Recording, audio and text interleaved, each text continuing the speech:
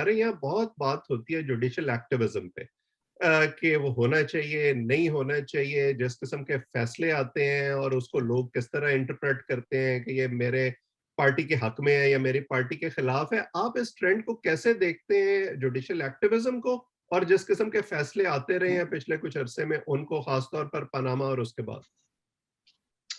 देखिए, मैं फ्रैंकली मेरा बहसियत है कानून के तालिब इल्म के, जब फैसले शुरू हुए, जैसे पनामा का फैसला आया, हम्म, मैंने उस वक्त भी कहा कि ये गलत फैसला था। गलत फैसला है कि उसमें जब वो 5 मोअज़्ज़ज़ जज साहिबान ने लिखा, गलत, चले गलत इज अ स्ट्रॉन्ग वर्ड, लेकिन आई डिसएग्रीड विद द फैसला। हम्म, क्योंकि जब उन्होंने वो फैसला लिखा, 547 सफ़े थे उसकी जजमेंट के, जो कि मैंने पढ़े। Hmm, as a student of law, मुझे पसंद है जजमेंट्स पढ़ना। हम्म, उन 547 सफ़ात के अंदर जो प्रेसिडेंट कोट किए गए, हम्म, जजेस कोट करते हैं ना, वो सारे वो प्रेसिडेंट थे जिनमें लोगों को डिस्क्वालीफाई किया गया डुअल नेशनैलिटी या जाली डिग्री पर। हम्म, और आपने किसी को मिस डिक्लेरेशन के ऊपर, सो कॉल्ड वो इकामे वाली है जो भी थी, हम्म, आपने एक बंदे को, एक प्राइम मिनिस्टर को डिस्क्वालीफाई कर हम्म, दिया। आप बिल्कुल ट्रायल चलाते हैं, आप कहते नहीं हम नहीं चले, लेकिन आपने क्योंकि डिस्क्वालीफाई करना था तो हम्म, आपने उसे उस पर डिस्क्वालीफाई किया।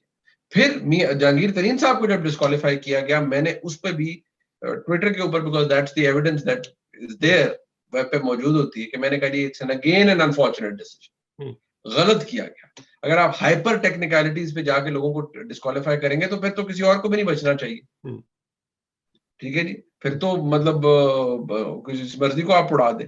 इसी तरह फिर वो इफ्तिखार चौधरी साहब के वक्त से जो लत शुरू हुई, खास तौर पर वो फिर रही है अनफॉर्चुनेटली। बीच में कुछ जज साहबान ठीक भी रहे, लेकिन फिर वो पॉपुलिज्म, वो सारा कुछ, और ये कर दो और वो कर दो, और खास तौर पे जो साकिब निसार साहब के वक्त हुआ हम्म, और जो उस तरह का कंडक्ट उनका था, मुझे बहुत ही, I had some very serious questions about it कि यार ये this is not the way a chief justice should conduct himself. Hmm, but वो लोगों को अपील करता था।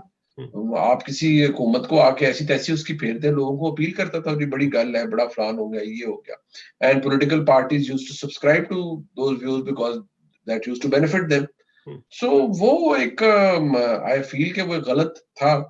एक्टिविज्म चले होनी चाहिए, बट किसी वो कहते हैं ना सलीके तरीके की होनी चाहिए।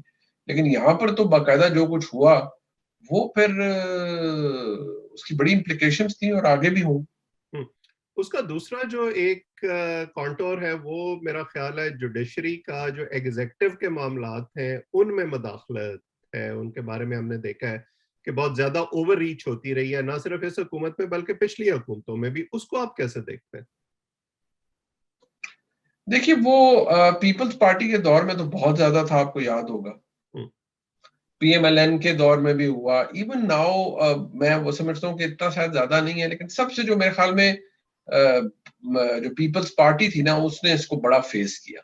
हम्म, जो एक वो कहते हैं जो रैत था पूरा सुप्रीम कोर्ट का उस वक्त के जजेस का, हम्म, उसमें पीपल्स पार्टी के जारी बात है, अपने में डिसीजन ऐसे थे। अब आप किसी को, वो Usman Khawaja, I don't know कौन में था, किसी को आप वो मैट्रिक पास है तो आप उसे ओजीडीसीएल का वो बना रहे हैं, और वो कभी को ये कर रहे हो। उन्होंने भी हद ही मुका दी थी ना, मुझे कहते हैं लुट ही मचा दी थी। हम्म, हम्म, तो वो फिर जब आप ऐसे करेंगे तो फिर सुप्रीम कोर्ट के पास फैसले तो जाएंगे।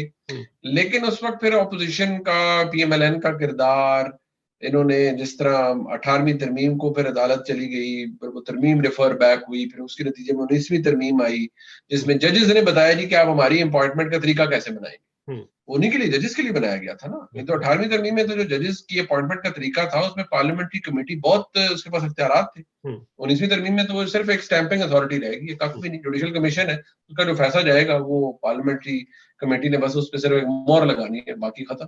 हम्म, सो वो कुछ चीजों का पाकिस्तान पे ना बड़ा, आई वुड से उसकी बड़ी बुरी इम्प्लीकेशंस रही हैं। हम्म, वो इदारों की इंडिपेंडेंस, ये चीजें, वो कहा कहना आसान है लेकिन वो हो नहीं पाता। हम्म। और फिर वो, आपको पता है कई ऐसी चीजें हैं जो कि आपको आज ठीक लग रही होती हैं, but some time down the line जाके वो आपको हॉन्ट करती है। और ये तो हमने देखा है ना, इमरान खान साहब को जो चीजें ऑपोजिशन में बुरी लगती थी, हुकूमत में आने के बाद अच्छी लगनी शुरू हो गई हैं, और जो पीएमएलएन को उस वक्त अच्छी लगती थी, अब ऑपोजिशन में जाके बुरी लगनी शुरू हो गई हैं। ये एक एब्सोल्युटली, अनफॉर्चुनेट एब्सोल्युटली।